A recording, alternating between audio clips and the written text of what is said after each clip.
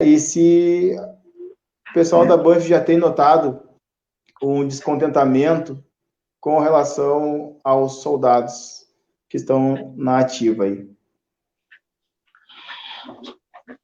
Bem, Anderson, primeiramente, nós soubemos todos que, para contextualizar toda a situação, é preciso a gente vir, desde aquele momento de que se anunciava pelo governo do Estado as supostas alterações que ocorreram futuramente. Daqueles momentos que houveram os embates, daqueles que lá compareceram para fortalecer o movimento, do qual temos que agradecer a cada um daqueles que literalmente se doaram e estiveram presentes conosco, fortalecendo, porque o nosso slogan já diz que somente unidos seremos fortes.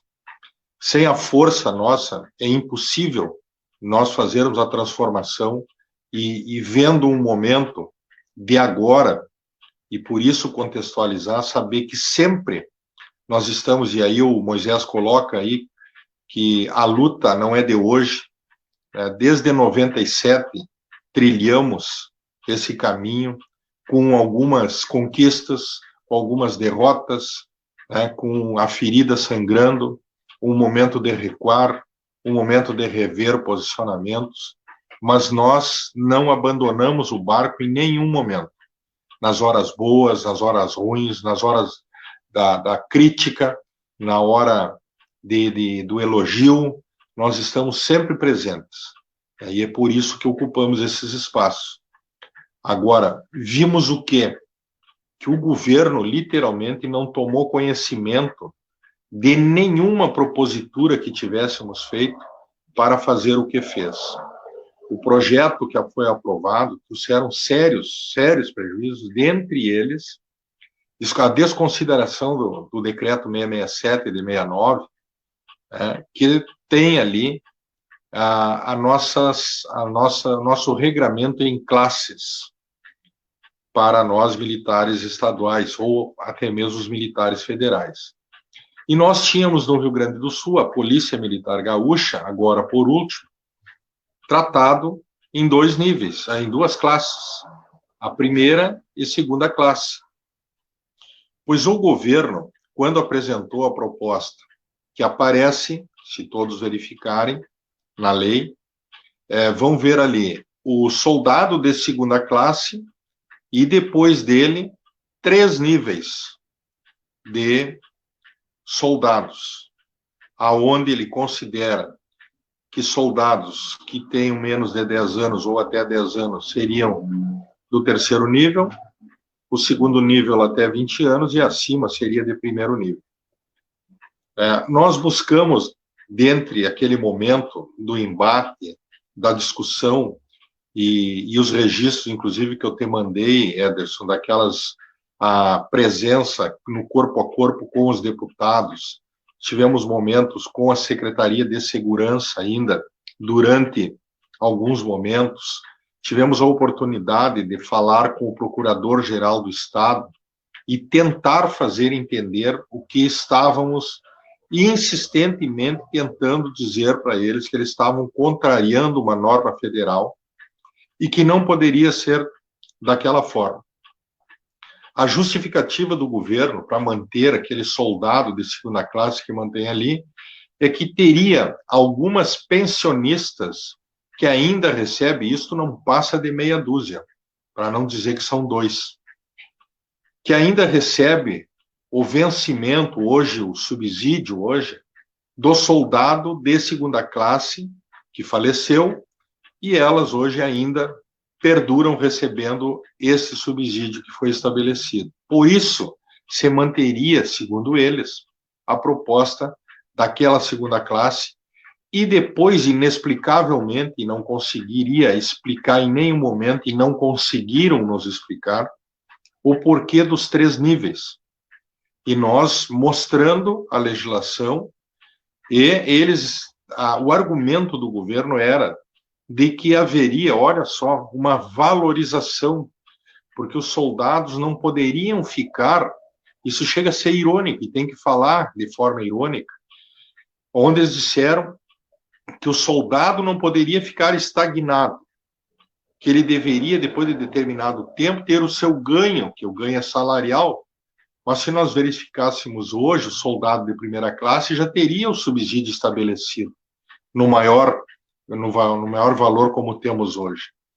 Então, objetivamente, para te dizer, lá na negociação, o governo não tomou conhecimento de nenhum argumento, não aceitou o dito núcleo duro do governo, que é composto pelo governador, pela secretária Liani, que é a secretária de Planejamento, pelo procurador-geral do Estado e pelo secretário da Fazenda. Esse é o núcleo duro do governo. Nem o vice-governador, a deputada Fran, tentando intermediar, aonde os representantes ali estava o Fórum Permanente, estava o presidente da SSTBM, da Abergues, da Ofergues, a Expom, que é as esposas, e nós estávamos ali. Estes ouviram da boca deste procurador-geral, e eu vou repetir o que eu disse para ele, que é impressionante ver e repugnante ver uma pessoa, né, daquela maneira se postar e desconsiderar e desrespeitar a todos nós,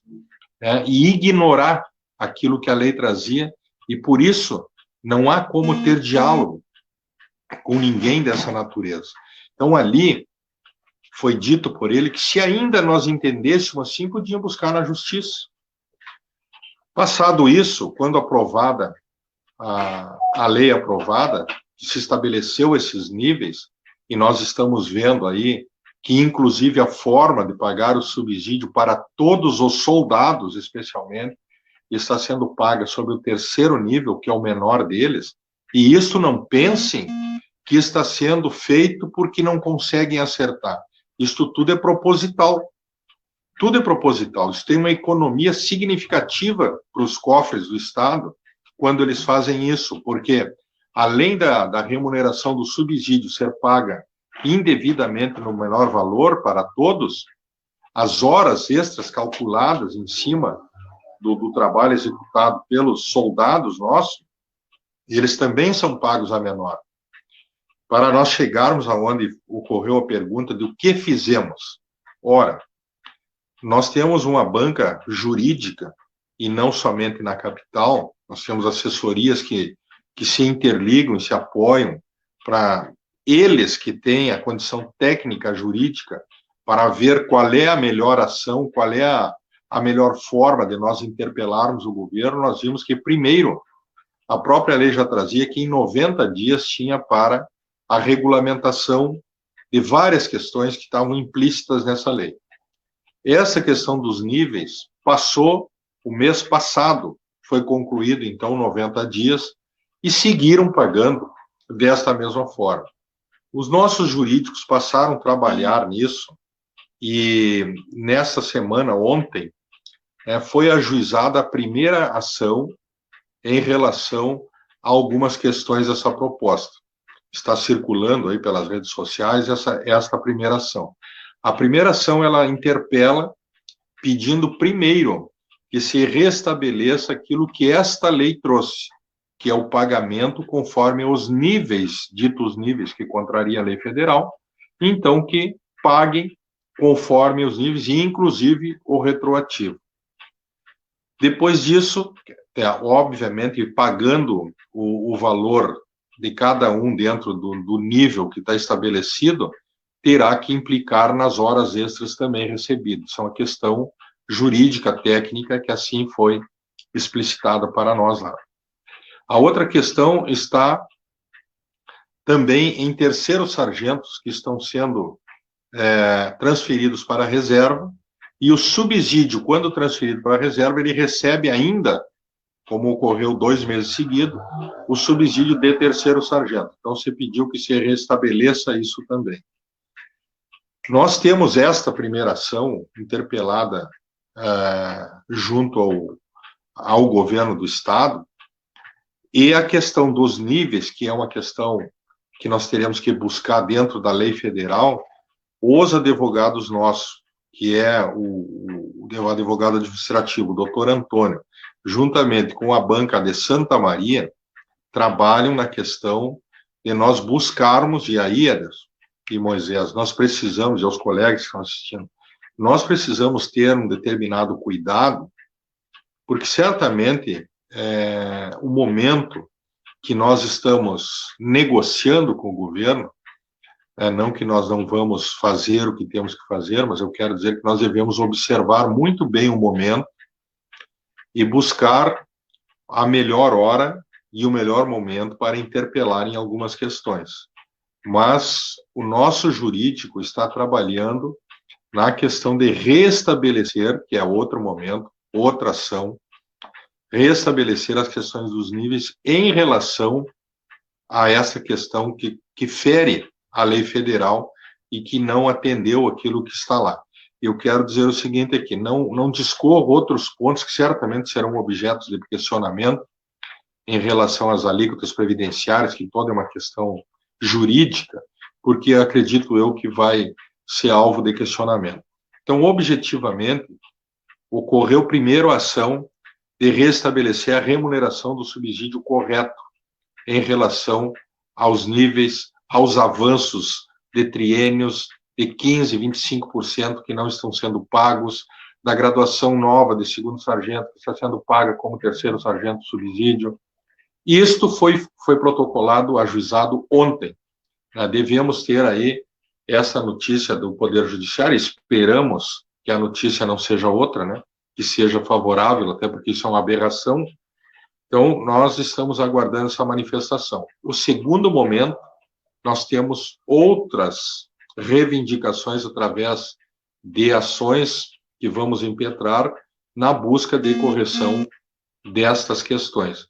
Quero dizer aqui, Ederson, que quando uma entidade de classe representa no Poder Judiciário, eles exigem, e aí temos vários colegas aí, bacharéis em Direito e outros conhecedores da lei, exigem uma série de documentação.